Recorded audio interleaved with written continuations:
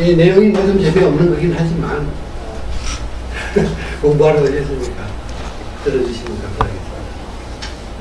오늘 그 이병도 잘 아시지 않습니까? 네. 국사학의 태두, 우리가 볼 때는 내국사학의 원흉 이렇게 되는데, 이병도가 얼마나 국민들을 기만하고 있는지를 좀 말씀드리고자 합니다. 먼저 그 이병도의 행적을 간단하게 말씀을 드리고, 그 다음에 이제 나머지 시간에는 그 책에 쓴 거짓말들을 시간 되는 좀 밝혀보겠습니다. 이 사람은 뭐 1896년에 나가지고 1989년에 93살 오래 살면서 복과 명예와 부귀를 다 누리고 죽었습니다. 이 사람 젊을 때 와세다 대학에 유학을 했어요. 이 집안이 이완용의 손잡을 되는 좋은 집안이다 보니까 나라를 팔아먹은 대가로 일본에서 공작이었나 백작이었나 이완용한테 그런 자기를 주고 많은 뭐 대우를 해줬죠. 그래서 뭐 그런 집에 손잡벌이라서 그랬는지 일본에 유학하는 게 쉽지 않았을 텐데 갔어요. 그래서 와세다 대학에서 한국인 최초로 말하자면 근대적인 그 대학에서 국사를 전공한 사람이 됐어요. 그때에 사실은 선생들도 국사를 뭐 저렇게 맡아서 가르칠 만한 선생은 없었다고 그러고 자기가 주로 독학을 했다고 그래요. 그런데 어쨌든 그 스승으로 있는 사람들이 이 스다 소키치, 진전 좌우길, 그리고 이케우치 히로시, 이 사람은 이제 동경제대의 교수. 그래서 그 당시에 그래도 일본사든 한국사든 쟁쟁한데 진정한 학자라고 할 수가 없고, 한국을 어떻게든 식민지로 만들어서 지배하기 위해서 어용학자인 셈이죠. 명치유신 이후에 완전히 뭐 지금도 그렇지만 일본은 천황이 최고지 않습니까? 그래서 그 정치적 목적에 이바지하기 위해서 근대적 대학을 만들어 놓고 하기는 엉터리 항로를 했어요. 그래서 이 사람들의 영향을 많이 받아서 이 사람들한테 직접 우리 국사를 배우기보다는 책이나 이 사람들이 제공하는 여러 가지 자료를 통해서 독학을 했다고 그렇게 얘기합니다. 근데 이 사람들이 말하자면 대표적인 악랄한 식민학자들이고 우리 역사를 화려한 고대사를 그냥 말살하기 위해서 강권했던 사람들이죠. 그래서 대학을 마친 다음에 이 사람의 주선을 해가지고 그때 조선 총독부 직속으로 조선사 편수회를 뒀었는데, 그때에 그 역사를 편찬하는 사람을 수사관이라고 하는데 그 보조로 들어가서 해방될 때까지 공부를 했습니다. 이 조선 총독부가 뭐 총칼로 무력으로 억눌러도 한국 사람들이 지배가 쉽지 않으니까 이 사람들은 역사와 혼을 말살해야 되겠다. 그래가지고 총독부의 직속으로 이 조선사 편수회라는 걸 만들어가지고 한 20여 년에 걸쳐서 35권짜리 방대한 조선사를 만들어줬는데, 자기들이 우리 역사를 제대로 서술하는 거라면 이럴 필요가 없는 거죠. 전부 다 조작하고 우리 역사를 저급하고 우리 조상들도 하잘 것 없고 너희는 지배를 받아야 된다. 이런 이제 당위성을 만들기 위해서 한 거죠. 그런 기관에 들어가서 일본 사람들의 하수인 노릇을 하면서 직접 고대사 분야에 집필을 했어요.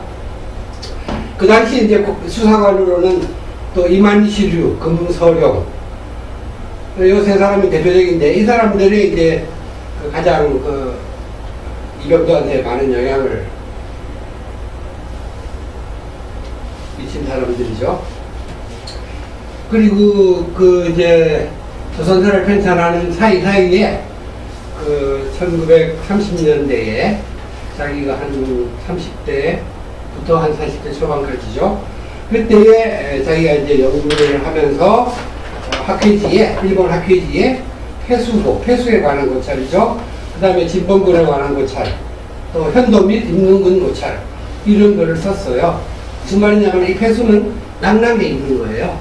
여러분 한상훈이란 말을 다, 근데 지금 학교에서 고등학교에서 한상훈이란 말을 교과서에 들어가 있습니까? 없죠. 하여튼 그 말 가진 것도 다행인데, 그 한사군에 대한 폐수나 이런 군들의 위치가 어디였느냐, 특히 이제 한반도였다, 이게 그 사람의 결론인데, 그거를 이제 일본 놈들이 세부적으로 밝히지는 못했는데, 자기가 젊을 때 온 정력을 맞춰서 쓴 그런 논문들이 우리 반도사관에 입각해서 이 한사군이 북한 지역에 있었다. 나중에 말씀드리겠지만 아닙니다. 반도에 있지 않았고 지금 북경이나 마레만 쪽에 있어요. 그렇게 알고 계시면 되고, 그 다음에 또 한 가지가 뭐냐면 자기가 한국 학자들을 주도해가지고 진단학회를 만들었어요. 1934년에. 그래가지고 진단학회의 학회지인 학보에다가 삼한에 대한 신고찰, 이런 글을 7회에 걸쳐서 실었어요. 이것은 뭐냐면, 이것도 삼한은 아시죠, 여러분? 마한 지난 전에 백제신라 전에 있었던 마한이 54국이고 12국 그래서 전부 78국 어쩌고, 이제 이게 중국의 삼국지라는 책에 아주 그냥 이름만 쭉 열고 해놨어요. 내용이 아주 소략해요. 근데 그거를 그대로 믿어가지고 또 이 78국의 위치를 한반도, 그러니까 남쪽에다가 78국이 어디라는 거를 막 엉터리로 전부 해놓은 게 이게 그거고, 위에는 한사군은 4개의 군의 현이 몇 개냐 하면은 한 50개는 되거든요. 그 50개가 어디가 안주고, 어디가 평양이고, 어디가 황해도 어디고, 이런 쓰잘데기 없는 일을 하는데 자기의 청춘을 바쳤어요. 말하자면 젊을 때 가장 왕성한 학구열을 가지고 있을 때. 이게 올바른 방향으로 했으면 얼마나 좋았을까요? 근데 이게 왜 틀렸는지는 나중에 이제 간략하게 또 설명드리고.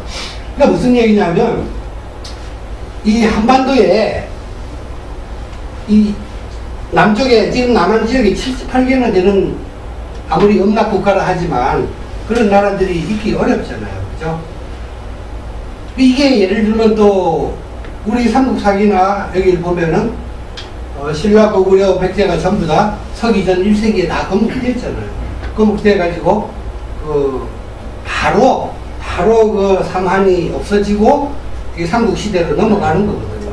그런데 이 삼국지라는 거는, 중국의 삼국지라는 건 여러분 아시지만 서기 220년부터 시작해서 280년까지 한 60년간 유비랑 막 이렇게 조조랑 싸운 그 시대거든요. 그런데 그 책에 이렇게 78개국을 이름을 써놨다는 거는, 우리로 치면 신라로 치면 언제쯤 될까요? 한 10대 왕? 그때도 말하자면 78개국이 우글거리는 그런 낙후된, 제대로 국가다운 국가가 아닌 그런 상태였다 하는, 이제 그걸 강조하는 거예요. 그러니까 한국 사기를 보면, 예를 들면 설사 진안이나 마한이 백제 신라가 건국되기 전에 설사 중국의 그 책에 있는 대로 78개국이 있었다 치더라도, 그러면 삼국 사기에 백제와 신라가 서기 57년에 서기 18년에 건국되었다고 하면 그 이후로는 이 사만론을 믿으면 안 되지 않습니까? 그런데 그래서 이게 일본 놈들이 한 거를 그대로 이제 앵무새처럼 이병들은 따라하는 거예요. 그래서 우리 삼국사기를 믿을 수 없다. 그래서 삼국사기를 삼국의 그 건국 시기를 몇백 년 늦춰가지고 그 전에 기록, 그 왕들에 대한 기록은 전부 다 엉터리다. 삼국사기가 연도별로 그냥 상세하게 나와 있는 건데 그냥 틀렸다는 거예요. 엉터리라는 거예요. 그리고 이게 지금 삼국지에 나와 있는 삼한에 대한 이거는 간략한 지리적 위치하고 78개국의 이름 해가지고 한 페이지밖에 안 돼요, 말하자면. 그것만 믿는 거예요. 그리고 나중에 또 말씀드리겠지만, 일본서기에 나오는 또, 미리 말씀을 좀 드리게 되는데, 임나라는 게 있는데, 그게 가야다 해가지고. 일본서기만 믿고, 우리 쪽의 기록은 또 안 믿고, 그 임나가 한반도에 가야였다. 그거를 일본이 200년 동안 지배했다. 이제 이런 식의 이제 말하자면 이 사람들은 우리 내부에 진짜 적인 거예요. 중국 애들 편이고, 일본 애들 편이고. 그래서 이병도가 1978년에 고대사 연구라는 책을 썼어요. 거기에 말하자면 가장 이제 학술적으로 쟁점이 되는 부분들을 쭉 정리를 했는데, 거기에 예를 들면 한 반 정도가 이 한사군 위치, 그 다음에 이 한의 위치, 이걸 차지하는데, 이게 분량으로 따지면요, 한 300쪽이 넘어요. 쓸데없는 그런 일을 해가지고, 이게 참 한심한 사람이죠. 그러니까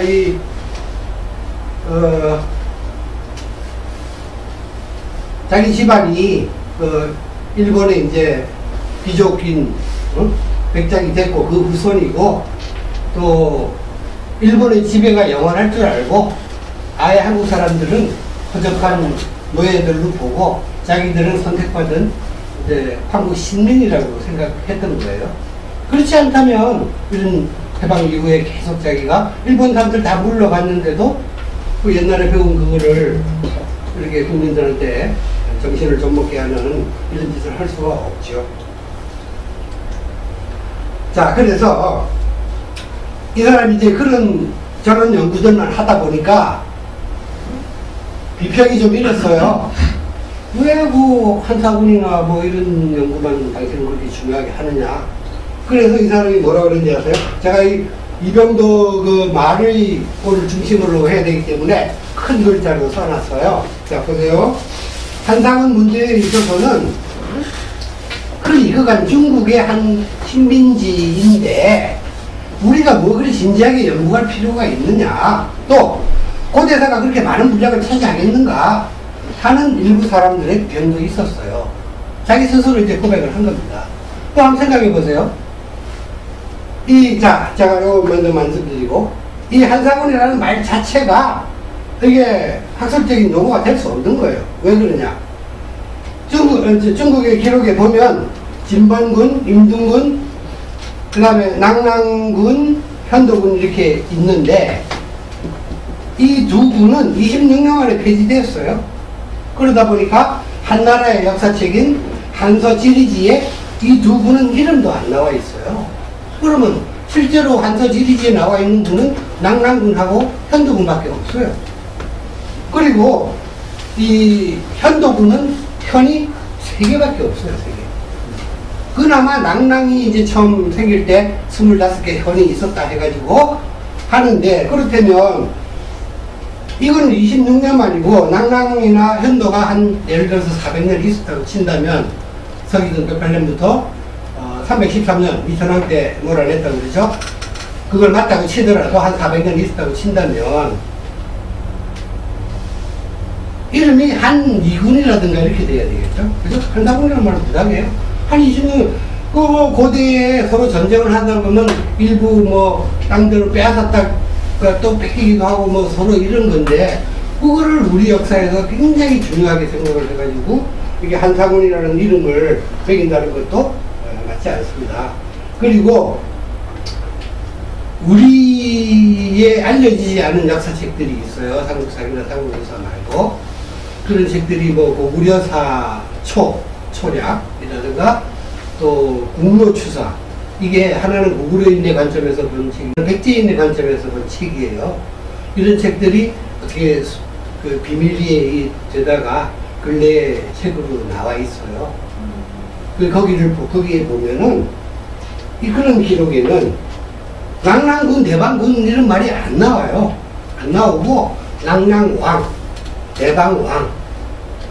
그러니까 이 낭랑 같은 거는 낭랑국이 그 대무신왕 때, 고구려 대무신왕 때 그 망했잖아요. 자명고 알죠? 딸이 호동왕자라 이래가지고. 그러면 분명히 고구려한테 낭랑국이 망했어요.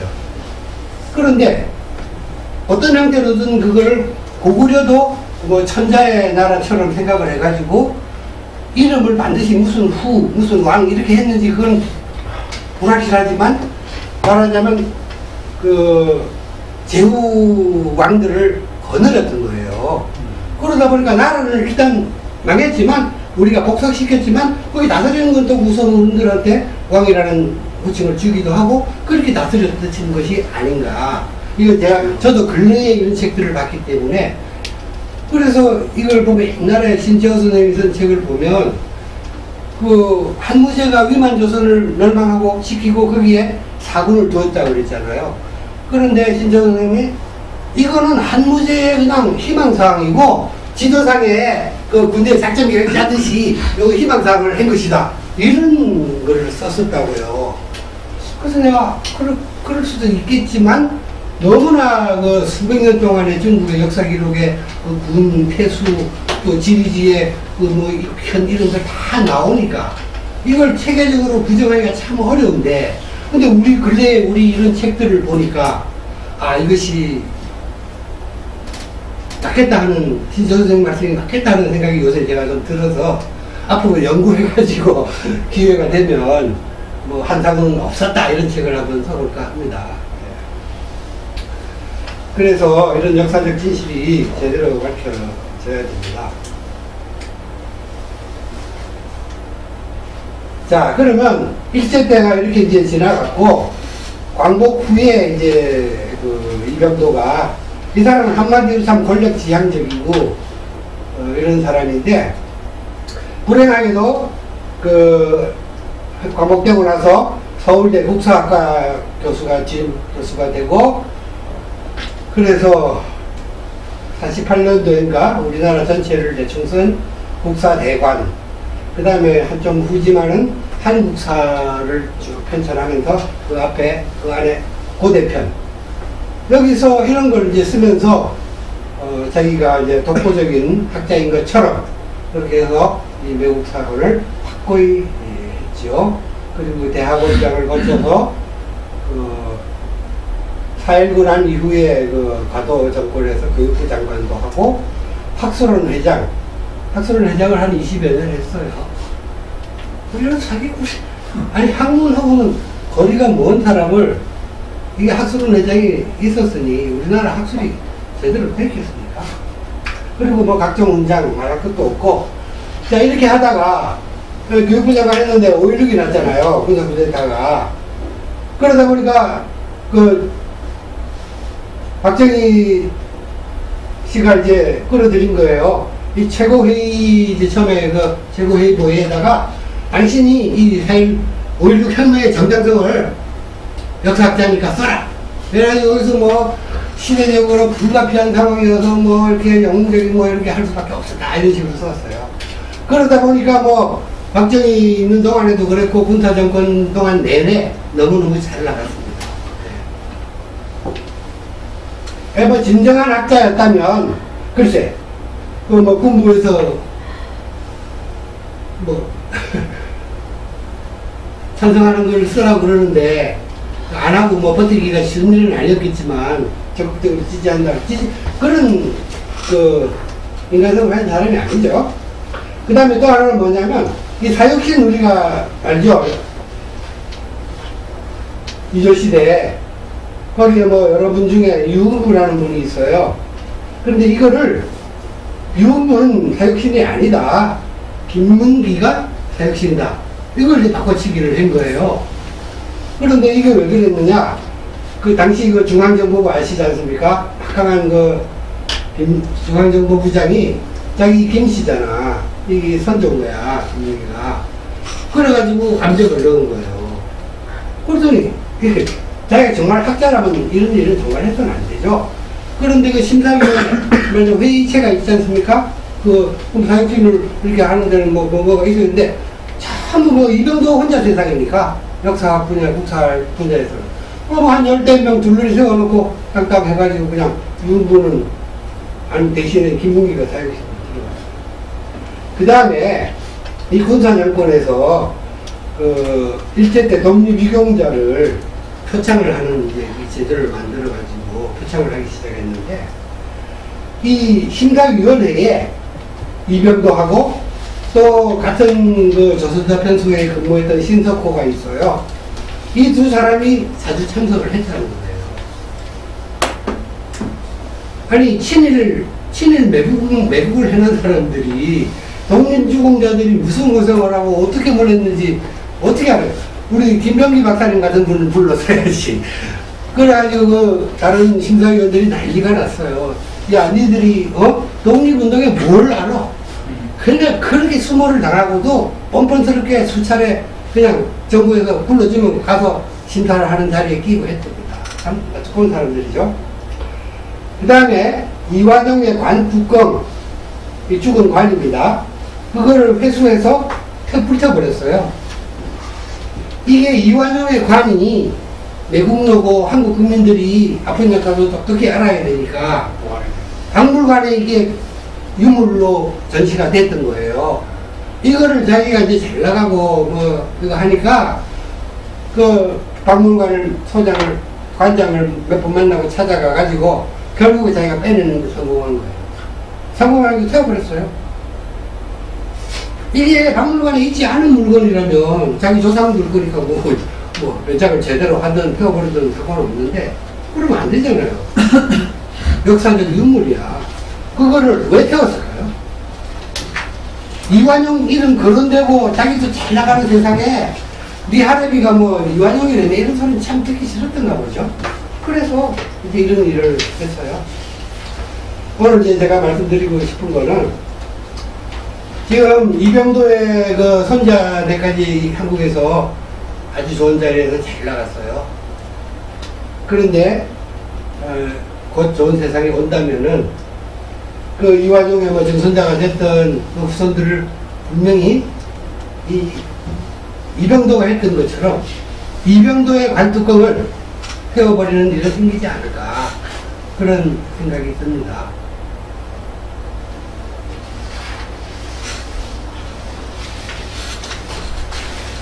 자, 그런데 이 이병도가 죽기 전에 회개를 했어요.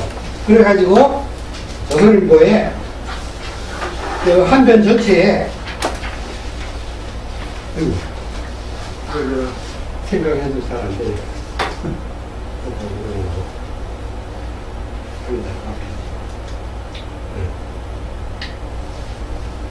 86년 개천절 특집 기고를 했어요. 그래가지고 이제 개천절 특집이니까 당군이 이 사람은 신하라고 설하라고 계속 그랬어요. 그리고 2000년 역사 중에서 말도 안 된다. 앞에 뭐 1000몇백 년 딱 잘라버리고 고조선은 잘해봐야 한 400~500년 그렇게 했던 사람인데 이 특집 기고문에다가 당군은 실제 했었다. 그리고 또 이 사람이 엉터리를 해서 그렇지 자료는 엄청 많이 가지고 있고 공부는 많이 했잖아요. 그러다 보니까 신문에 난 글이 굉장히 논리적이고 뭐 참 너무나 타당한 글인 거예요. 이런 글을 진작에만 우리도 써가지고 했으면 우리 역사가 바로 잡혔을 텐데. 그러니까 이 사람이 벌써 자기 스스로 자기 학문이 틀렸다고 뒤집은 거잖아요. 식민사학에서 뒤집었으니까 뭐. 그리고 이제 이 일면에 인터뷰 기사가 간단하게 났어요. 이거는 기고문이고 인터뷰를 하면서 뭐라고 썼느냐, 이병도가 뭐라고 했느냐, 단군 및 단군 조선을 신화로 규정, 한국사 서술에서 제외하고, 자기가 그랬지 뭐. 한국 고대사의 쪽을 축소한 1인 학자들의 연구는 비판받아야 할 것이다. 진작 비판하지. 단 한 번도 비판 안 했거든요. 자, 그 다음에 2세들에 대한 바람직한 역사 교육을 위해서는 삼국의 건국 시조 및 초기 역사를 교과서에 수록해야 할 것이다. 이게 무슨 말이냐면, 제가 좀 전에 처음에 말씀드렸죠. 삼국의 처음에 그 주몽인이 2대1을 전설시대라고 깎아내버리고 그 뒤에 국가다운 거대 국가가 됐다고, 신라가 17대 내무력 때 건국됐다고 돼 있어요. 그랬던 거를 그 시조 및 초기 역사를 한국사기 있는 거를 초기 기록은 전부 가짜다. 일본 사람들이 못 믿는다 한 걸 따랐거든요. 근데 그거를 교과서에 수록해서 제대로 가르쳐야 된다. 이제 이게 제정신이 돌아간 거죠. 이렇게 된 배경이 있는데 그걸 생략하고, 최태영 공이라고 당시에 그 와세대 대학 때 친구로 사귀었던 사람인데, 이 사람이 법학계에 아주 그냥 유명한 분인데 뒤늦게 우리 상고사를 공부한 거예요. 그래가지고 말년에 이병도한테 당신도 죽기 전에 제대로 해라. 내가 봤더니 아니다. 그냥 몇 년 동안 설득해서 그나마 이런 결과가 나왔는데, 이러고 나서 그래서 그 최태영 박사랑 이병도가 공저를 해서 같이 한국 상고사 입문해가지고 이런 책을 공저를 했어요. 그리고 이제 달구조선의 역사를 인정했고, 이렇게 하고 나서 그 다음에 89년도인가 이병도가 죽었어요.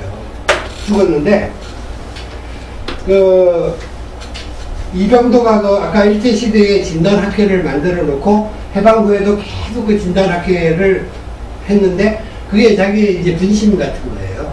그래서 자기가 나이가 많이 먹으니까 그 자리도, 회장 자리도 물려줬는데, 그 물려받은 사람이 고려대 교수 민형구입니다. 이 사람이 뭐 이병도의 개인적인 행적이나 학문에 대해서 이병도라는 이름으로 이렇게 논문을 제법 쓴 사람이고 한데, 이 사람이 뭐라 그러냐면은, 이 인터뷰하고 나서, 이 책 내고 나서, 이제 말년에 그 병원에서 장기 입원해서 이병도가 있는데, 병문안을 간 거예요. 그랬더니 이병도가 뭐라 그러냐면, 이 조선일보 기사, 이거 어떻게 된 거야? 뭐, 말도 안 된다는 식으로 말빼을 해버린 거예요. 말빼을 하니까 이 사람이 꼭 그러면서 이병도 선생님이 역정을 내셨다. 이렇게 글에다가 쓰고, 그 다음에 이 공저권에 대해서는 그 처음에 저다 두 사람의 친필 사인이 들어가 있어요.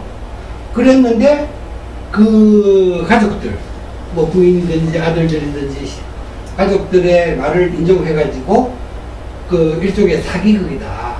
말하자면 친필 서명이 아니고 당했다 하는 식의 그런 글을 쓴 거예요. 그래서 제가 판단을 해보니까 이 조선일보가 말이죠. 그 글 자체가 워낙 명문이라 이병도 이후에 한 사람들 치고 일반 훌륭한 글을 쓸 사람이 없어요. 내가 보기에.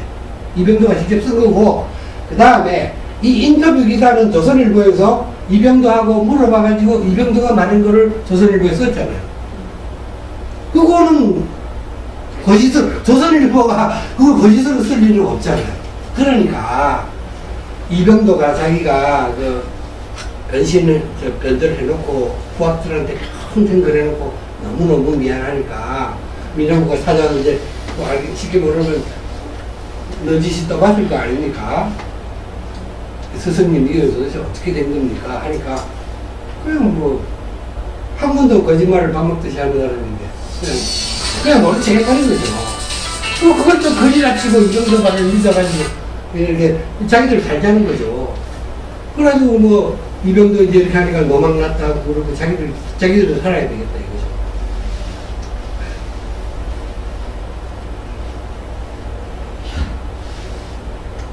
자, 그 다음에 이제부터는 사실은 이 앞에 있는 부분 이런 걸 좀 재밌게 이야기하면 더 재밌는 소재가 되는데, 오늘 목적은 그게 아니고 이병도가 얼마나 거짓말쟁인가를 밝히는 거니까 이제 지금부터는 구체적인 내용에 들어가겠습니다. 아까 그 국사대관을 썼다고 말씀드렸잖아요. 그 고대사 체계를 보면은 뭐 여러 가지가 있지만, 첫째, 이 시대 구분이 아주 잘못되어 있어요. 제1편 해가지고, 말하자면 처음에 고조선, 석기시대 이후부터 시작해서 통일신라까지, 이게 한 3,500년 역사예요. 이거를 몽땅 한 편으로 그냥 아주 축약할 필요는 없다. 그러나, 우리의 고대사가 가장 연관된 역사거든요. 고려, 조선 이후로 계속 찌그러져 들어온 역사. 그리고 이 한 편 중에서도 그 중에 전반을 한사군 설치를 기준으로 해서 한사군 설치 이전, 한사군 설치 이후 이렇게 시대 구분을 한 거예요. 그러면 이 사람은 도대체가 한사군이라는 게 뭐냐 하면 고조선이 그 대륙과 반도에 걸쳐서 대단한 대국으로 있다가 거의 2000년 넘게 전속하다가 막판에 그 고조선의 가장 서쪽 경계에 있던 것이 요 부분이거든요. 여기 지금 천진, 베이징. 그러면 위만이라는 사람이 중국에서 연날에서 건너와가지고 여기에 그 기자조선이라 하는 말하자면 기자국이라고 그러는데 그거를 빼앗아가지고 왕이 됐다 이런 역사예요. 근데 우리 역사에 지금 근원부터 잘못되어 있는 것이 이 고조선이 이렇게 있었는데 기자가 와서 뺏었고 그거를 위만이 와서 뺏어서 고조선은 진짜 천년 만에 망하고 기자조선, 위만조선 이렇게 이어갔다고 하는 이 자체가 속임수예요.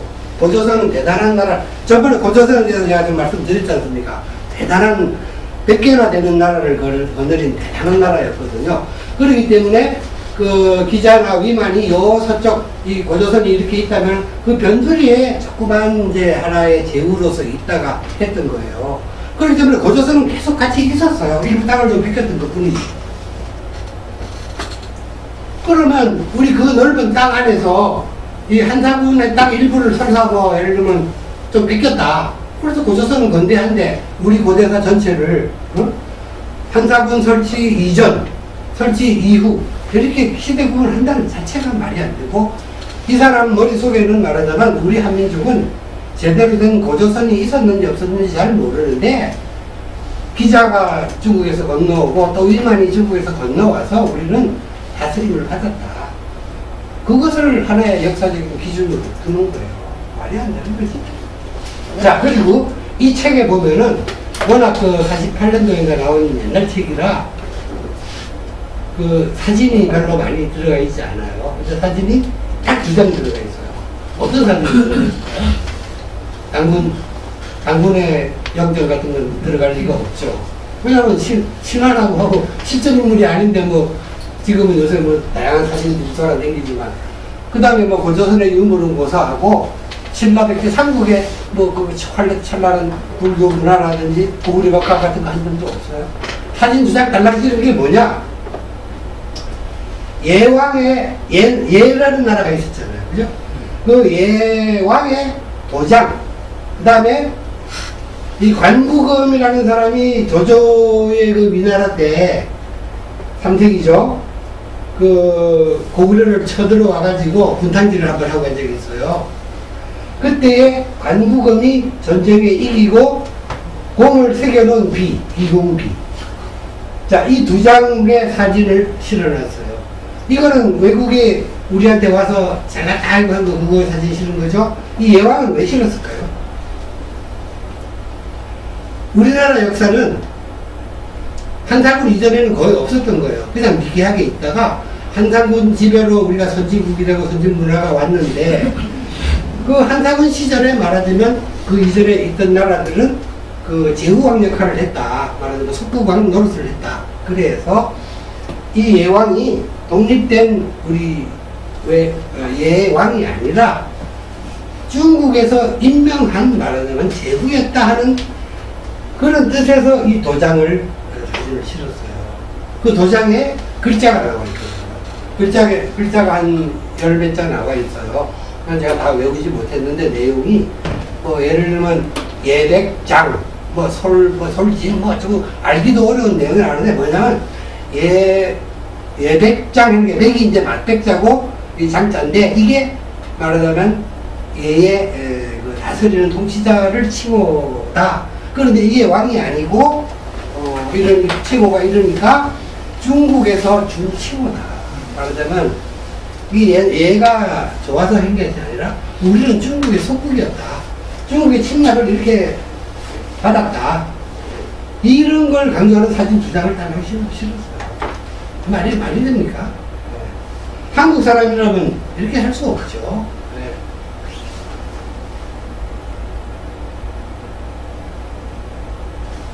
자, 그 다음에 이제 이 사람이 그 책에 아까 고조서 연구했는데 그 이제 쭉 서술한 순서에 따라서 이제 고조선 부분은 전번에 고조선에 대해서 말씀을 드렸기 때문에 오늘 간단하게 지나갈게요.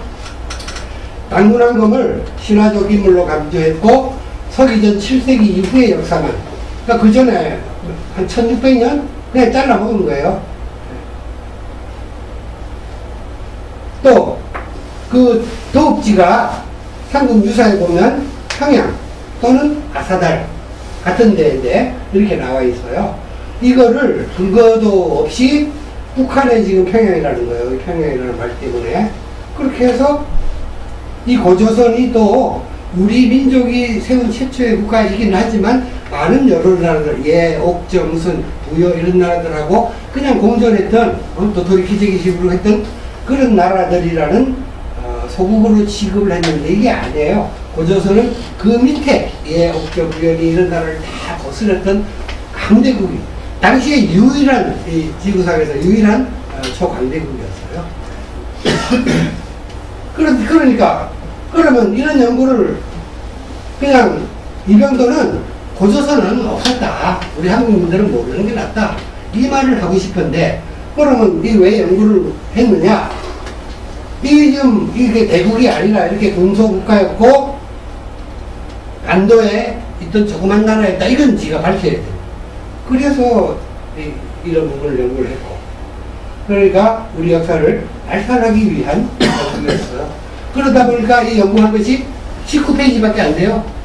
그런데 윤대현 교수 아시잖아요. 윤대현 교수가 고조선 연구 상학을 해가지고 1100쪽이 넘습니다. 그러니까 이 19쪽을 차라리 없었으면 더 낫겠죠? 네. 이걸 연구합시고 고조선에 관해서 평생을. 자, 그 다음에 이 고조선 말기에 유한 사항이 하나 있어요. 이게 뭐냐면 중국 연나라에 유명한 장군이 있어가지고 진계라는 사람이 있는데 이 사람이 조선을 크게 물리쳐서 말하자면 지금 이병도는 그래서 우리가 요동까지는 고조선이 있었는데 이때 요동을 다 뺏겨서 한반도에 있게 되었다. 이제 이런 논리인데 우선 이 책을 한번 봅시다. 이 진계에 대해서 기록이 두 군데가 있어요. 하나는 뭐냐 하면 이 연나라에 현명한 장수 진계가 있었는데 이 조선이 아니고 동고에 볼모로 가 있었다. 매우 신임했는데 연나라로 귀국하자마자 이 동호를 습격해서 원한이 맺혔겠죠. 동호는 천년이나 물러났다. 그렇게 물러난 땅에다가 장성을 쌓았다는 겁니다. 장성을 쌓아서 그 지역에 상곡, 의양, 우평, 서효동에 5군을 두고 이 동호에 대비했다. 이런 기사가 있어요. 그런데 이게 이제 사마천의 사기 흉노열전에 나오는 거고 그 다음에 이제 중국의 위력이라는 책이 또 있어요. 자, 이게 진기 얘기입니다. 조선의 서쪽을 쳐. 여기 동호라고 그랬는데 여기 조선이라고 했어요. 2000여리의 땅을 빼앗고 여기 천여리라는 여기는 2000여리라고 했어요. 그리고 만번항으로 국경을 삼았다. 어딘지 모르지만 이게 요동군에 속한 현들이에요. 그렇게 국경을 삼았더니 조선이 마침내 약해졌다. 이게 무슨 말이겠어요? 의미심장하지 않습니까? 조선이 마침내 약해졌다. 조선이 엄청 고대로부터 그때까지 강대했었는데 이 징계의 활력으로 조선이 이제 비로소 약해졌다. 이게 서기전 4세기입니다. 그러니까 서기전 4세기 고구려가 거의 끝나갈 단계죠. 그러면 이 두 기록을 볼 적에 이걸 이제 우선 이병도가 이거를 어떻게 해석하는지 한번 보자고요. 이거 한 군데에서 징계가 2000여리를 조선의 서부지방으로 보았고, 그 중에 동고의 땅에 이게 두 개를 다 맞는 걸로 보자면은 조선도 치고 동을 쳤다 이거거든요. 그러니까 이병도는 이제 이걸 그렇게 해석하는 겁니다. 그런데 이 사람은 여기 동을 친 거를 잊어버리고 모르고, 또 이 사람은 동을 친 것만 알고 조선 친 것은 모르고 각자 썼다는 거예요, 이 기사를. 그러니까 이 참 사마천이 대단한 학자고, 이 역사책 하나 쓰는 사람이 그 당시에 조선이 뭔지 동원지 뭔지 징계가 그 두 군데를 막강하게 삼천리를 했는데, 그거를 하나는 모른 척하고 잊어버리고 하나만 이렇게 써버렸다. 얘는 또 이거 하나만 써버렸다. 이렇게 해석을 한 거예요. 그래서 사기의 찬자도 연의 오구를 전부 동호의 것인 양 말하여 요동군과 조선과의 관계에 대해서는 한마디도 언급지 아니했다. 요컨대 연나라, 이제 이게 자기 결론입니다. 연나라가 땅을 뺏은 거는 2000여리 중에 조선이 실질적으로 천리만 잃었던 것이다. 이렇게 이제 마음대로 해석하는 겁니다. 이거를 둘 다 맞는 걸로 보더라도, 그러면 합해서 3천리인데, 왜 이 천리는 부족하고, 천리만 자기가 결론을, 얻은 걸로 결론을 내느냐. 이런 자체도 사료 해석에 있어서, 학문적인, 논리적인 방법이 못 되고, 그 다음에, 제가 말씀드리고 싶은 부분은, 이것이 사실 같은 기사입니다. 같은 한 가지의 사건을 두 사람이 달리 기록했는데, 이 천리, 이천리도 다르고, 나라 이름도 다르지 않습니까? 그런데, 그러면, 이 조선이 동호가 같은 건지 어떻게 아느냐? 전쟁의 결과를 보면 알 수 있어요. 아까 이게 제가 요동군에 있다고 그랬죠? 네, 요동군. 그러니까 이제 얘들이 이 요동까지 뒀으니까 이제 거기가 경계가 된 겁니다. 그리고 여기서도 보면은 동호를 한 다음에 땅을 많이 얻었는데 가장 동북쪽에 요동군을 뒀다고 그랬거든요. 그러면 무슨 말이냐면, 이 징계가 동호를 쳐서 마지막에 요동군이 된 거나, 조선을 쳐서 요동군에서 경계가 된 거나, 같은 이야기 아닙니까? 그렇죠? 근데 이병도는 어떻게 보느냐면, 이 중국 연나라의 이 북쪽이 동호라고 보는 거예요. 그 다음에 이 연나라의 동쪽이 조선으로 보는 거예요. 조선으로. 그러다 보니까 예를 들면 북쪽으로 천리, 이천리, 동쪽으로 조선으로 천리, 이렇게 이제 보는 거예요. 이건 왜 그러냐면, 이병도가 조선이 한반도만이 아니라 요동까지는 차지했다. 그런데 징계가 쳐들어와서 요까지를 잃어버렸다. 이렇게 말하고 싶은 거예요. 그래서 여기는 요동은 조선인데, 여기 요선은 동호라고 해석을 하는 거예요. 그런데 자기가 이 앞에 글에 뭐라 그러냐면, 동호는 연나라의 동쪽에 있는 것이 아니라 북쪽에 있다고 자기 스스로 설명했어요. 자기가 북쪽으로 이천리, 동쪽으로 천리 오면은 여기가 요동이라면 이 위에가 또 요동이 될 수가 없죠. 그러니까 결국은 이 동호는 연나라의 북쪽에 있어야 되는데, 결국은 그걸 동쪽으로 치고 또 조선을 쳐서 이렇게 했다고 논리적으로 맞지 않는 이야기를 하는 거예요. 그러니까 이 두 기사가 결국은 요동까지를 중국이 차지했다는 말이잖아요. 그 말은 한 가지 이야기고, 즉 조선이 동호를 하는 이야기예요. 그러니까 조금 정말 그 역사를 밝히기 위해서 공부를 한다면, 나같이 역사는 진짜 아무도 모르는 사람이 혼자 그냥 공부했는데 다 나오거든요. 근데 이 사료를 무시하고 일본 사람들이 정해놓은 그 틀만 가지고 이제 보기를 하다 보니까 이런 거짓이라고.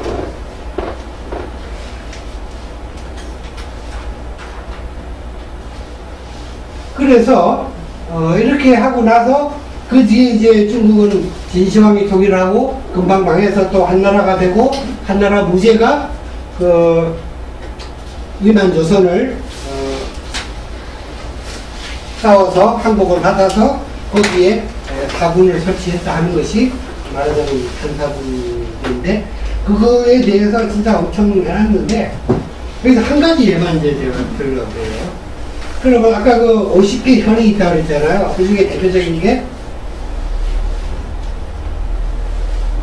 낙랑군에 이제 수성현이라는 게 있는데, 그 50개 현을 한반도 안에서 찾다니까 그 현 이름하고 똑같은 게 단 하나, 나중에 말씀드릴 그 4만78성도 마찬가지입니다. 똑같은 이름이 단 하나도, 하나 비슷한 거 100제. 그 78개 중에 100자가 달라요. 또. 어쨌든 똑같은 게 단 하나도 없는데 그걸 한반도에다 전부 쓰셔놓는 거예요. 그래서 이제 그 중에 이거 하나를 말씀드려보자면, 자기도 그러잖아요. 자세하지 않다고. 그러고 황해도에 이거 수안이라는 데가 있어요. 거기에 하고 싶다. 수안에는 그 우리나라 역사책에 보면은 요동산이 있고 또 방원진이라는 성의 흔적이 있다. 이 김정은 뭐 대통령 지도까지 뭐 그랬는데, 또 그 중국 진서에 보면은 이 수성현이 중국식에 또 맹랑한설이라고는 단서를 달았어요. 진나라 장성이 시작된 곳이다. 이 진장성설은 터무니없는 말이지만 아마 당시에도 요동산이라는 명칭과 어떠한 장성터가 있어서 그러한 부회, 어거지가 생긴 것이 아닌가 생각됩니다.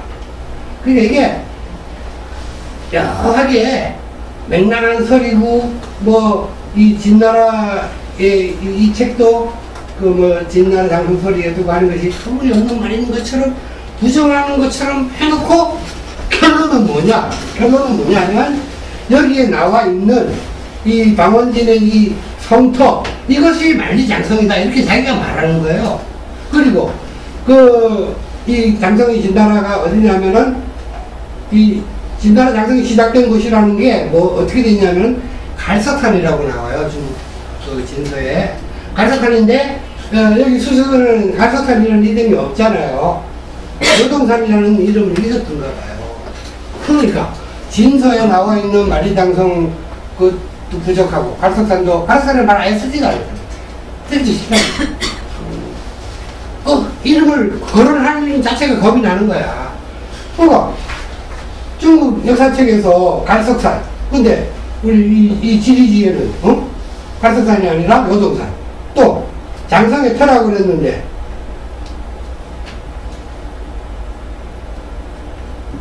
근데 이 갈석산이 여러분 아시다시피 갈석산이 어디냐면 지금 중국 사람들은 이쪽에 나나 있는데 이쪽이라고 지금 이야기를 해요. 그런데 지금 이병도는 한반도로 굳이 가져와야 되는 거예요. 여기에 요동산이 있었는데 이것이 갈석산이다 까놓고 말은 못하고, 맹랑한 소리지만 해놓고 자기 결론은 진서도 틀렸다 해놓고는, 진서도 틀렸다는 게 아마 갈석산이 요동산인데 잘못 썼다 이 말을 아마 하려고 한 것 같아요. 도대체가 읽어보면 문장이 말이죠, 아주 애매하고 본심이 뭔지도 알아도 이렇게 초점을 흘러넣는 경우가 많아요.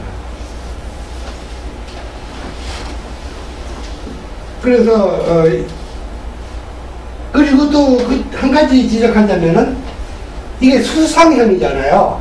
그러면 한반도에 수성이라는 지명이 있어야지. 수성이 없는 거야. 가장 비슷한 게 수완, 이 숫자가 다 같아요. 그러니까 왜 수완이 수성이라는 그거는 이 숫자 하나 같다는 거예요. 그런데 이 지명들을 조선시대에 찾은 게 아니에요. 고려시대에 삼국시절에 그 지리를 기록한 책들이 있잖아. 거기에서 찾은 지명들을 가지고 썼어요. 그랬다면 한사군이 있던 때로부터 멀지 않은 시대잖아요. 신라 고구려 때는. 그러면 50개 현 중에 그 이름들이 몇 개는 남아있었어야 되는 거 아니에요? 단 하나, 고대 우리 고구려나 이런 지명에도 단 하나도 없는 거야. 그런 거를 글씨 하나 갖다고 이렇게 갖다 붙이니까 내가 참 학문이라 말할 수가 없는 거죠. 그리고 결정적인 거는 이 수완이라는 이름은 삼국시대에 있던 이름도 아니에요. 고려 때 수완이라는 지명이 생겼어요. 거기가. 그러면 고려 때 이 수완이 생겼으면 거기가 그 전에 이 수성이었다고 어떻게 알 수 있습니까? 그러면 수환이 옛날에 수성이었다는 기록이 뭐 있어야 되죠. 아무런 무슨 없고 자기 멋대로 하고 싶다. 자세하지 아니하나 하고 싶다. 네. 자, 10분 쉬시죠.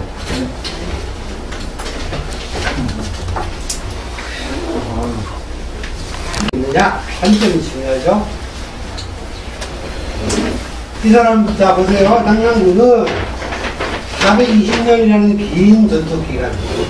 영광스럽죠? 한 곳에 줄거처럼 잡고 있어서 정치, 경제, 문화의 큰 뿌리를 받고 항상 동방. 이 사람은 항상 우리나라를 동방이라고 써요. 군원의 중추적 지휘 역할을 하였으며, 얼마 동안은 남으로 진번고지와 동으로 임든고지를 병합하여 대낭랑군을 전성과 번영을 극했다. 낭랑이라는 호적권 아래서 중국 본토의 문물을 아주 선진 문물입니다. 부지런히 이식하여 중위 제민족 사회까지 그 혜택을 끼쳤다. 그래서 당시 해동의 소중국이라 할 수 있었다. 낭랑군이 중국 독도에 중국의 선진 문물을 발견했어. 낭랑 문화는 뭐 중국 문화의 재판에 불과하지만 그 수부 행정 수도죠. 중심으로 하여 지금 평양을 중심으로 하여 이식 발전했던 만큼 그 도시는 마치 한의 알렉산드리아라고 할 수 있을 것이다. 알렉산드리아 아십니까, 여러분? 옛날 세계사 배우다 보면 엄청나는 거 막 불이 꺼지지 않는 그런 알렉산드리아. 그러니까 이게 역사관이 말하자면 일본이 우리를 이렇게 해주는 것이 또다시 우리나라를 개화시켜주고 서울을 알렉산드리아로 만들어주려고 하는 것이다. 이런 관점에서 있는 거예요. 그리고 이거 외에 또 다른 그 표현들이 몇 군데 더 나오는데 이거는 하나만 제가 했고, 그러면 그 중국의 그 문물이라는 것이 우리보다 굉장히 앞섰다는 근거가 있느냐? 이 사람이 과학이나 기술이나 뭐 문화 이런 게 잘 모를 거 아니에요. 그런데 뭐 어디에 의하면은 중국은 이렇게 앞섰대더라. 또는 철기 문화가 우리보다 1700년이 빨랐다더라. 이런 근거가 아무것도 되지 않아요. 중국은 무조건 앞섰다. 우리는 무조건 청동기 시대가 1400년 뒤졌다. 이렇게 존재해놓고 하는 거예요. 근거가 하나도 없어요. 그러니 설사 이게 진실이라 해도 역사라는 게 그렇지 않습니까? 학문이 근거를 대야지. 근거를 아무것도 안 되질 않아요. 이게 무슨 학문입니까? 그리고 윤례 교수의 연구에 의하면은 청동기는 우리가 300년이 빨랐대요. 고조선 이전에 우리 배달국이 있었고 치우천왕이 있었잖아요. 치우천왕 당시에 중국의 관저라는 책에 보면 갈로산에서 그 금속으로 캐서 병장기를 만들고 그런 기록이 나와요. 그런데 그게 뭐 기원전 서기전 27세기 이때예요. 중국의 시조라는 황제랑 막 싸웠는데 황제가 우리 철기로 무장한 치우 군대 때문에 혼쭐이 났거든요. 근데 그걸 역사의 책에 거꾸로 썼어요. 사마실에 거꾸로 쓰고. 그러니까 이런 거는 이병도는 우리나라가 서기전 한 6, 7세기까지 석기시대에 해야 되는 거예요. 석기시대. 그럼 한번 생각해 보세요.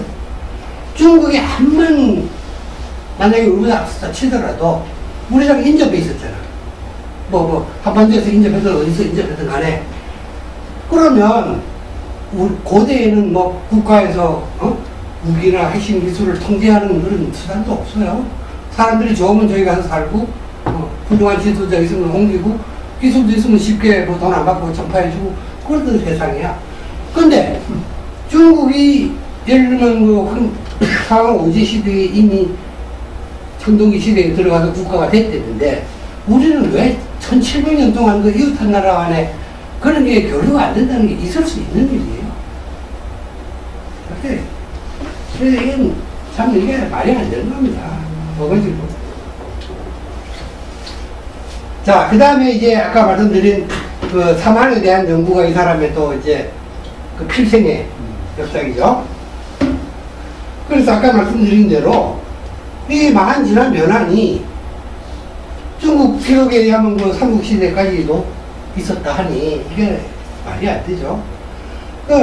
우리 삼국사기나 우리 기록을 부정할 때는 그게 왜 틀렸다는 근거를 내야 돼요. 근데 근거가 없어요. 일본 놈들이 써서 스케치가 삼국사기에 보면은 왜에 관한 기록이 나오는데 그것이 일본에서 임나를 정벌하고 신라를 치고 신라왕이 항복하고 막 이런 황당한 내용들이 나오거든요. 이런 기사가 삼국사기에는 하나도 없다. 그러니 삼국사기는 가짜다. 이게 정답. 그러면 우리나라 삼국사기에는 어떻게 나오는지 알아요? 일본에 가는 기사가? 일본에 가는 기사가 한 55개인가 나와요. 그 대부분이 우리나라 와서 해적질했다는 기사뿐이에요. 그럼 우리도 분명히 의에 대해서 55회 기록했어. 자기들을 허황하게 신라왕이 몇 번 항복했는지 알아요? 매번 그리고 조공을 끊임없이 갖다 바쳤어요. 고구려 그때 신라 모두가 일본에. 말이 안 되는 거예요. 자, 그래서 삼국사기를 보면은 원조대왕 때 이미 마한을 멸망했어요. 마한을 멸망시켜서 그럼 마한은 이때 이제 서기 8년에 없어진 거예요. 근데 중국 역사책에는 이렇게 되어 있다고 하니까 우리 걸 먼저 믿어야 되지 않나요? 또 신라는 박혀세 헛것에 거서가니 진안 육부에서 전부 추대해서 왕으로 삼았어요. 여기는 진안이 12개의 나라라고 나오는데 육촌 사람들이 추대해서 왕으로 했다고 그래요. 그러면 이거랑 중국의 여기는 이름만 나와있지 왜 사색이 있었는지 구체적인 게 없어요. 우리는 그래도 언제의 육부라는 사람들이 이렇게 해서 서라번이라는 나라를 건국했다. 삼국지보다는 좀 더 그래도 자세하게 나오거든요. 또 김수로 왕의 육가야 건국도 42년인데 이 가야는 뒤에 있네에서 또 설명할게요. 그래서 유병도는 이 삼국시대를 신라의 경우 17대 내무랑 때의 나라다운 나라가 됐다. 그래서 그때 내무랑 때부터 백제 멸망할 때까지만 삼국시대였다. 그전에는 강화시대였다. 그래서 삼국시대는 300년밖에 없다. 이런 게 뭐 별거 아닌 것 같지만 우리나라 전체의 국가적인 수준과 사회발전의 단계를 전부 저급하게 낮추어서 일본보다 낙후됐다. 그래서 일본이 임나라는데 일본부를 조선성독부 같은 그런 걸 둬서 고대부터 다스렸다. 그거를 합리화하기 위한 일본 학자들의 그거를 그대로 받아서 선포합니다. 자, 그래서 예를 들면 이 마한에 54개국이 있었는데 그 중에 요거 하나만 제가 또 잘못된 아까 그 낭랑군처럼 예를 들면 자, 강개토 대왕 비문의 고리성, 이 고자가 다르죠? 리자도 리자가 다르구나. 강개토 대왕 비문에 나타나는 고리성의 이 고리국을 비정하고 이것도 또 쉽다죠? 글자 하나 한문은 달라도 왜 그게 같은 일을 다 설명을 해야 되는 거예요. 그래야 학문이지. 고리성은 또 그 비문에 아단성, 지금 아차산이래요. 등 한수 북쪽의 여러 성과 같이 기록된 것을 보면 역시 한강 북쪽의 땅으로 추측되거니와 지금 양주, 풍양, 지금 이름입니다. 옛 이름이 고구려 때에는 골의로 현이었다 했던 것을 참고하면 이 골의가 곧 고리, 그거하고 은이 일치한 즉 이건 일치합니까? 골의하고 고리가 은이 일치합니까? 다 틀리죠, 그죠? 말도 안 되죠. 그런 즉 이곳에 비정하여 불가함이 없을 줄 안다. 이것이 이런 거 아마 그 젊을 때 아마 밤을 콕박 새면서 아마 이제 연구를 했겠죠. 뭐 우리나라 지리지도들 쳐보고 뭐 센 고생한 거는 좋은데 그게 다 누굴 위해서 했어요? 일본 황제를 위해서 한 거죠. 네.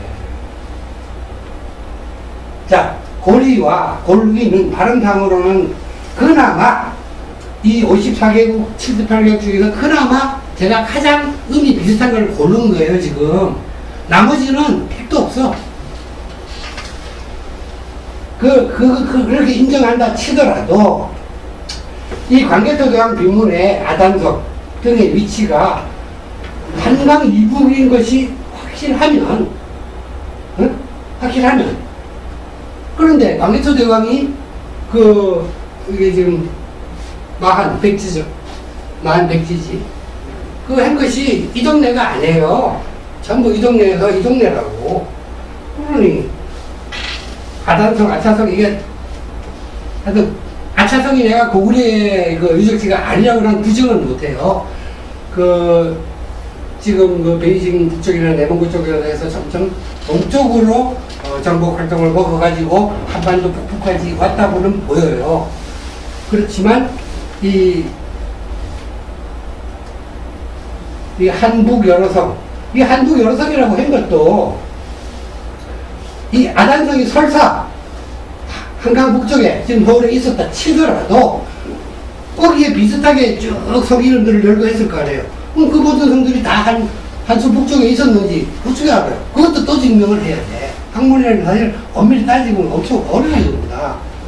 근데 뭐 무조건 한북 이름 그냥 몰아붙이는 거지. 그게 제가 설명했나?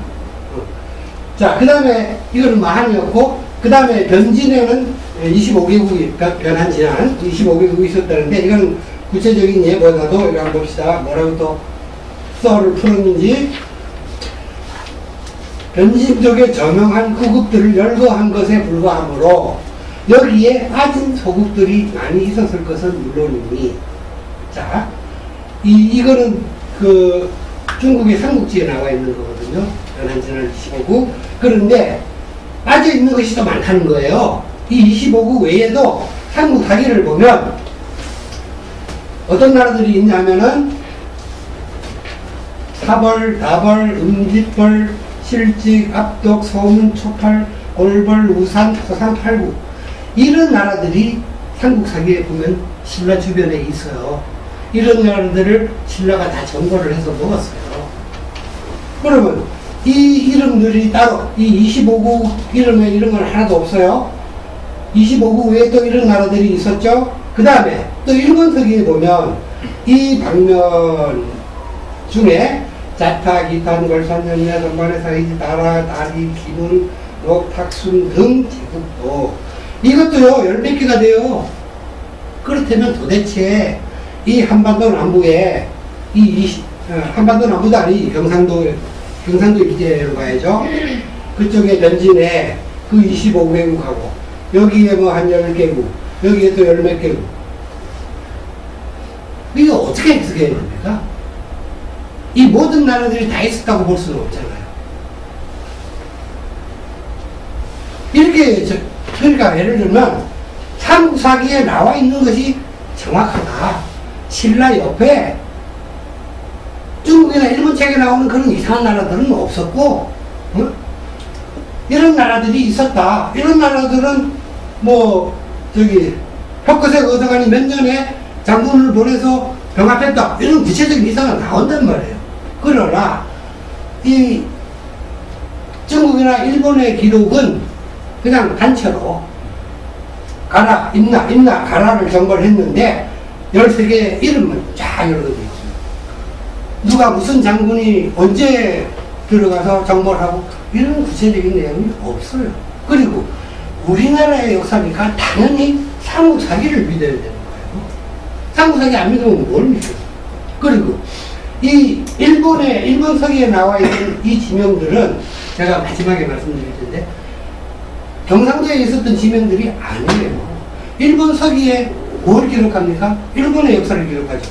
일본 땅에서 있었던 걸 기록하는 게 원칙입니다. 대외관계의 경우는 이제 나라 이름 밝히고 이렇게 하지만 일본 서기에 나와 있는 고구려 신라 백제 임나는 전부 스시마나 규슈, 북규슈에 있던 진짜 문명 강의 나라들이었던 거예요. 그만큼 자기들이 후진적이어서 오사카 방면에 있는 야마토우에가 이제 중심이 나중에 됐잖아요.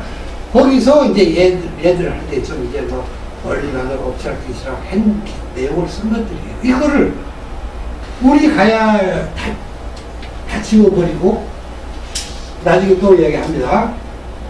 그러니까 진실은 우리 삼국사기를 안 믿을 이유가 없다는 거예요. 그런데 찾아보지도 않는 거예요. 자, 그리고 핵심은 또 뭐냐면 이 삼국이 아까 그 주몽이나 이런 데 건국된 것이 아니라 한참 후에 됐다는 거예요.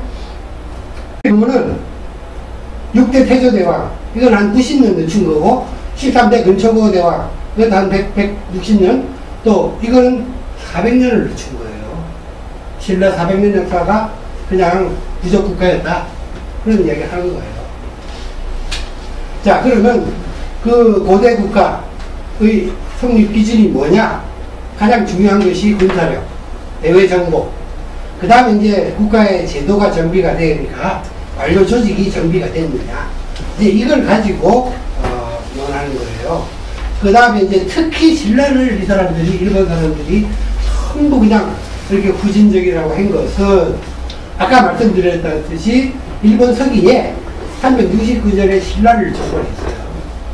그리고 그때에 가야를 쳐서 임나를 이제 했다. 요거를 이제 뒷받침해야 되니까 우리나라가 신라와 가야가 아주 후진적인 상태로 만들어야 되기 때문에 이제 특히 신라를 늦춘 거예요. 그러면 그것이 맞느냐? 안 맞는 걸 보죠. 자, 고구려부터 먼저 볼게요. 그 첨호대왕이 주몽이라고도 하지만 첨호라고 돼 있죠. 건국과 동시에 이 사람은 다물 들어봤죠. 옛 땅을 노릇찾는 게 다물입니다. 그 다물 정신에 입각해서 그냥 뭐 바로 정벌을 들어가는 거예요. 그래서 10년 동안에 말갈 비류 행위 두 국제 사국을 취했어요. 그런데 자, 이 부분에 대해서 이병도는 뭐라고 그러냐면 고구려에 5부가 있었다고 그러죠. 주몽은 계루부 출신이라고 그러고요. 그 원래는 소노부가 세력이 있었는데 차차세해서 계루부 족장인 추모가 족장이라고 했어요. 족장 왕이라고 되어 있는데 추모가 대신 그 자리를 차지하여 1층 강력관행을 이루었고 삼국서기 등에서는 이 교체를 고구려의 건국으로 간주하고 있으나 엄밀한 문제 동배를 할 수 있느냐에 대해서는 물론 의문이다.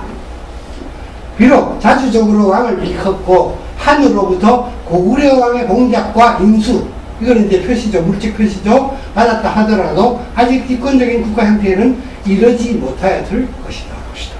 삼국사기에 분명히 주봉 동명 성왕 이렇게 나와 있잖아요. 근데 그거를 뭐 스스로 그 왕을 일컬었지만 한나라에서 고구려 왕을 보낸 일이 있습니까? 없어요. 이거 거짓말, 거의 거짓말이에요. 이건 자기 말이에요. 고구려 왕이 한나라에 고구려 왕으로 보냈다는 내용이 없어요. 중국책에도. 어거리 들어가지고. 자, 그 다음에 동명성왕 다음에 유리왕은요. 그 다음에 대무신왕이 해가지고 낭랑 기타 뭐 이래가지고 육국을 취했어요. 그 다음에 중요한 거는 중국의 그 한사군이라는 현도군을 습격했어요. 이 중국은 막강한 데인데 건드렸어요. 또 5대 모본왕은 중국 깊숙이 북평, 지금 북평 근처입니다. 상곡, 그 서쪽, 남쪽 태원. 태원 아세요? 태원은 가장 북경에서 사는 쪽으로 멀리 있어요. 여기 쳐들어갔다고 써 있어요.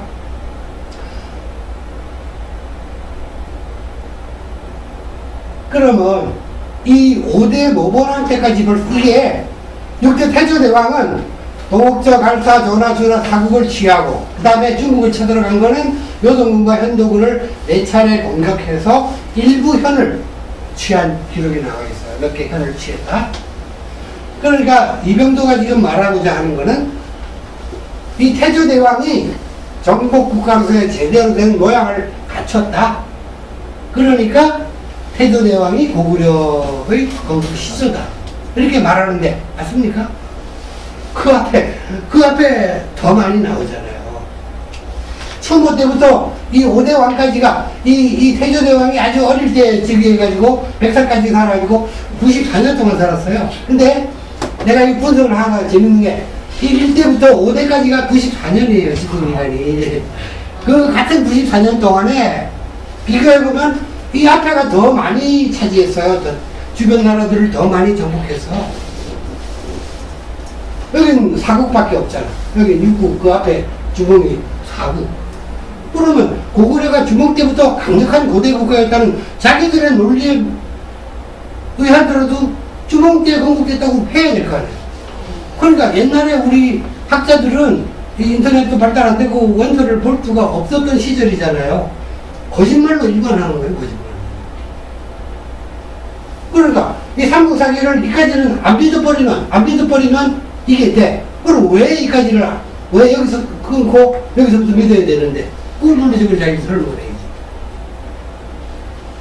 자, 그 다음에 또 한 가지는 아까 관제를 정비하는 거라고 그랬죠? 이 사람이 뭐라고 그러냐면 이 태조대왕 때 보면은 좌보, 우보 뭐 이게 자의적 우의적 같은 거죠. 그 다음에 우태, 조의는 왜 화랑 비슷한 조직이라는 거죠. 이 우태 또 패자 이런 거는 그 오부 있잖아요. 지방관직이에요. 그러면 도지사 같은 거야.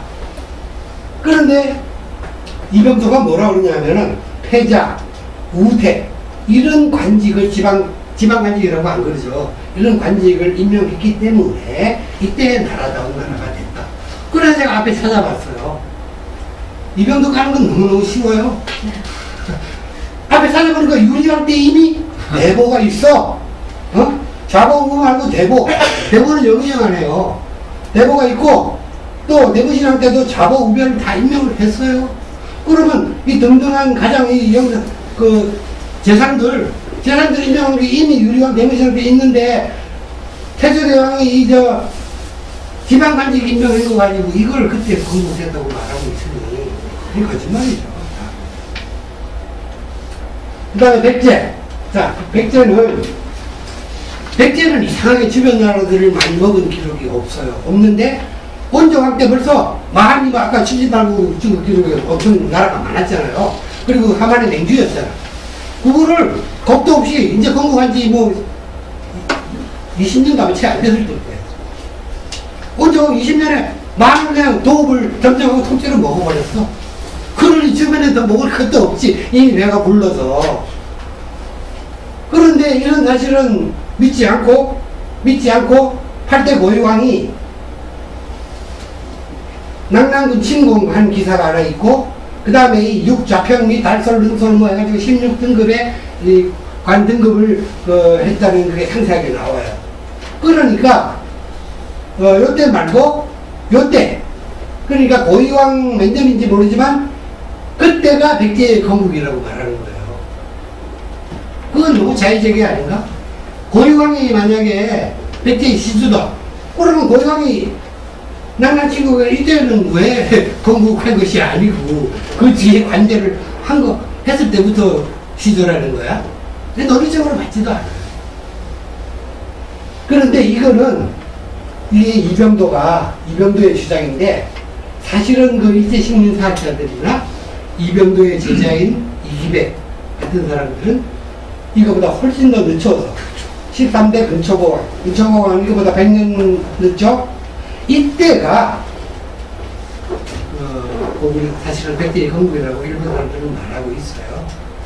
근데 이거 하나를 고유왕으로 100년이나 끌어올린 거는 이병도의 참 혁혁한 공이겠죠? 그런데 이 근초고왕 때 보면 고구려에서 계속 3번이나 쳐들어와요. 근데 잘 물리쳤어. 그리고 이제 복수하기 위해서 고구려를 한번 쳐서 평양을 점령하고 이래가지고 고구려의 날아오는 화술에 전사를 지키는 정파를 올리기도 했어요. 근데 이 정도면 뭐 정복군주라 보기도 어렵잖아요. 그죠? 왜 근초고왕이 건국의 시조가 돼야 되는지 어쨌든 이유가 없는 거예요. 뭐 대단한 정복군주가 아니잖아요. 자, 신라는 어떨까? 박혁거세로부터 15대 기린 이사금. 이사금, 신라는 왕을 이사금이라고 했죠. 변한, 실직, 소문, 간문, 낭랑, 대방 등 11국을 해서 이게 서기 300년이라고 해요. 자, 그런데 이 17대 뇌물 이사금이 신라의 시주라는 거예요. 이때는 이 집권 기간도 꽤 길어요. 50년인가 그래. 그런데 그동안에 한 일이 뭐냐? 외국에서 한번 쳐들어왔고 말간에서 한번 쳐들어왔는데 물리쳤어. 그걸로 끝이에요. 그러면 왜 이 사람이 신라에 뭐 정복군주입니까 이게? 외국 침입 그냥 두 번 물리친 게 정복군주를 할 수 있어요? 15대까지 11개국을 취한 이 사람들이 훌륭한 정복군주고 그 사람들 중에 누군가 고대 국가의 시조가 돼야죠.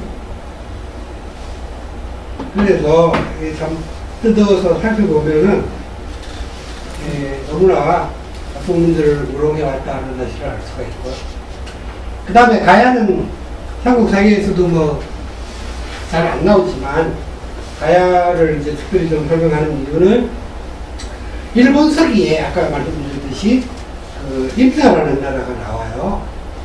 근데 이제 그 임나가 그를 가야로 봐가지고 지금 문 대통령이 가야사 복원을 진작에 얘기했잖아요. 학계에서 훌륭한 뭐 할 사람 많이 있어요. 자기들이 신바람이 나서 막 해야 될 텐데 그 가야사 복원하려니 자기들 일본의 역사로 일본 임나사를 가야사로 둔갑시켜놨거든. 그냥 이렇게 웅크리고 말도 못하고 있는 거예요, 지금. 속으로 그거 앓고 있는 거지. 자, 당시 변진종은 아까 지난 변환인데, 아까 25개국 중에 들어가는 그 남쪽이 가야가 되겠죠? 북쪽은 신라고. 낙동강 유역에 일본 서기에 보면은, 비자본. 이 위지는 중국책에 아까 나온 나라는 거예요. 중국책에 25국. 그러니까 일본 책에는 비자본. 그 다음에 중국 책에는 불사국. 아까 제가 전부 다 다르잖아요. 이거 같다고 볼 수 있습니까? 다르잖아요. 또, 앙가라, 구야. 일본 책하고 중국 책에 나와 있는 게 이걸 같다고 보기가 어려워요. 그건 다 같다고 보는 겁니다. 또, 알라, 안사국, 알라, 안사. 글자는 다르잖아요. 또, 임나가라, 미마사조래요. 중국 책에는 미마사조래. 미마사조가 왜 임나가 되는지 설명이 필요하죠. 자기들은 그냥 찍는 겁니다. 또, 반피, 반로. 부산에는 졸마, 주종아. 맞자 하나 같네. 또, 연국, 달구벌, 대구.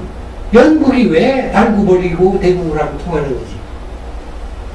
또, 기탄, 칠곡, 탁순, 창원, 자신 없다는 거죠. 자기도 물음표. 다라, 합천, 산반에, 신반, 사이지, 자타. 왜 이렇게 일본 서기에 있는 대마도에 있는 이런 조그마한 나라들을 전부 경상남도에 있는 가야라고 말하고 있으면서 그 가야를 일본에서 아까 신라를 치고 정벌해서 200년 동안 다스렸다는 것이고, 고대에 자기들이 이렇게 한반도를 다스렸기 때문에 근대에 와서 자기들이 우리를 먹어서 너희들 후진적이고 피동적이니까 우리가 너희들 개화시켜줄게. 이런 이제 논리를 만들기 위한 어용학자들의 그거를 불행하게도 이병도가 그를 받아서 그 후학들을 얼검해서 부여를 하는 거죠.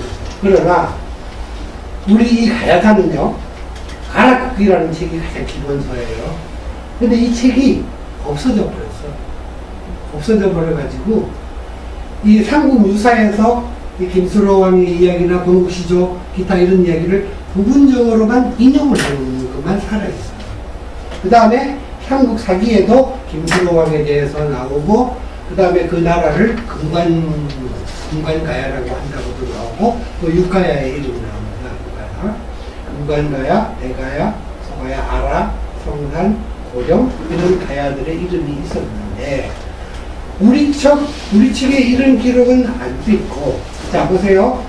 이 이름들하고 이 일본 서기에 나오는 나라 이름이든지 중국의 이 위지에 나오는 이 이름들이 하나도 가슴이 없어요. 그런데도 우리 거는 쳐다보지도 않고 중국과 일본의 그것만 의존을 하는 겁니다.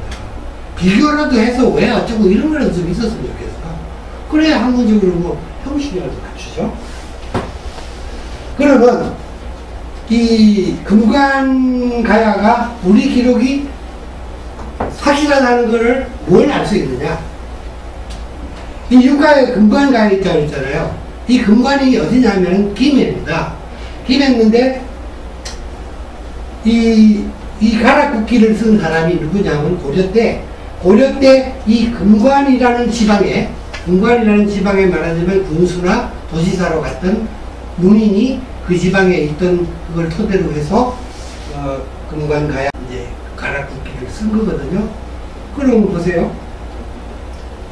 이 가락국기에 금관가야가 나왔는데 그 금관이 우리 땅에 있어서 거기에 간 사람이 쓴 거잖아요. 금관이 한반도에 있는 지명인 게 확실해지잖아요. 그렇죠. 그리고 이 금관은 신라 때 5개의 소경을 줬어요. 소경. 그래서 그때에 금관, 소경, 금관이라는 이름이 별로 끝이 됐는데 그 전에는 모르겠어요. 모르는데 아마 가야 소경이었거나 아니 가야라는 이름이 있었 거예요. 그래서 이름이 가야나 가락이라는 이름이 있었는데 그거를 신라에서 경정할 때 구주 오서경의 이름을 전부 다 좀 한자화시키고 바꾸면서 그 가야라는 이름 대신에 금관이라고 이름을 붙이고 금관 소경을 넣었던 거예요. 그리고 이제 고려 때 이어지다 보니까 그렇게 됐는데 이 이병도가 이제 이렇게 했는데 지금 그 뒤에 가야사의 가장 세 권짜리 700년 가야사 미관의 문명 이렇게 해가지고 홍익대 교수 김태질이라는 사람이 가야사에 지금 권위로 돼 있어요. 그 사람의 책 제목이 뭐냐면 미완의 문명 700년 가야사예요.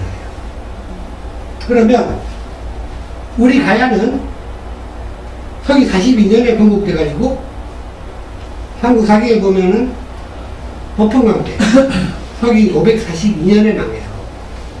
그러니까 몇 년입니까? 딱 500년이죠. 500년인데 김태식은 미완의 문명 700년, 가야를 뭐 700년, 뭐 200년 부풀려 주니까 굉장히 좋은 것 같지만, 아까 제가 가야와 임나가 다르다고 했잖아요. 일본 서기에 보면은 임나가 언제 건국된 것도 안 나오고, 건국 시조가 누구라는 기록도 없어요. 그 다음에 우리 이 가야가 망한 다음에도 100년 동안이나 임나는 일본 서기에 또 나와요. 그러다 보니까 이 일본 서기에 나오는 임나는 가야보다 한 100년 전에 건국된 것으로 짐작해서 또 가야가 망한 후에 한 100년까지 지속됐다. 이렇게 봐서 700년이잖아요. 그 임나를 가야라고 지금 저기 김태식이가 700년 미완의 문명 이렇게 앉아놓은 겁니다. 그러면 이 금관이라는 지명은 지금 한반도에 있었던 것이 확실하잖아요. 그죠? 그런데 이 금관이 이 중국 기록이나 일본 기록에 나와야죠. 아니면 이 금관처럼 확실한 무슨 증거가 되는 지명이 나와야죠. 한반도에 있었다는. 그 근거가 없는 거예요. 이게 이 임나나 그 신라백, 이웃한 신라백제 고구려가 일본 서기에 계속 나오는데 그 북한의 학자가 김석경이라는 학자가 벌써 60년대 중반에 그 나라들은 이름은 신라백제 고구려지만 우리의 삼국의 선조들이 건너가서 스시마 같은 섬에 군국을 말하자면 우리 고향 나라 이름을 생각해서 그 나라 이름을 썼던 거다. 그렇게 밝혔어요. 그 다음에 또 우리 민족사학자 중에 대학 강단에 계셨던 분 중에 가장 훌륭한 분들이 윤내은 교수, 그 다음에 최재석 교수. 최재석 교수는 특히 하리로운 게 정말 훌륭한 분인데 이분들은 대학 강단에 있으면서도 이제 외롭게 써서 싸웠는데 이분들이 다 스시마라고 얘기해요. 저도 스시마를 봐요. 그 위치, 일본 서기 보면 위치가 어디라는 게 나와요. 규슈에서 저기 2000리 떨어져 있는데 북쪽이 바다를 막혀 있다. 섬이라는 거예요, 섬. 그 섬인데 어떻게 신라 남쪽에 있을 수 있겠어요? 가야, 임나가.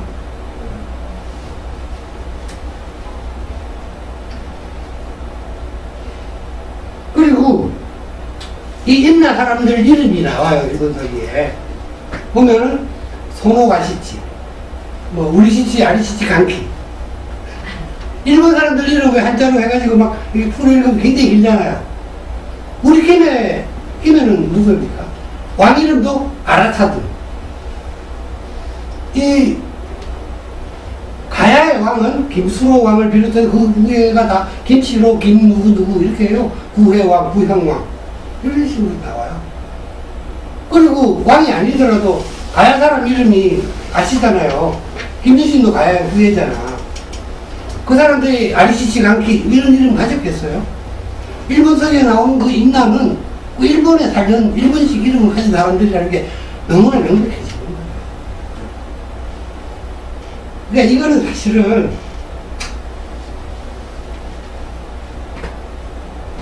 그래서 다 된 것 같아요. 다 된 것 같아요. 생각보다 좀 빨리 끝났는데 제가 못할 것 같은데 질문을 위주로 좀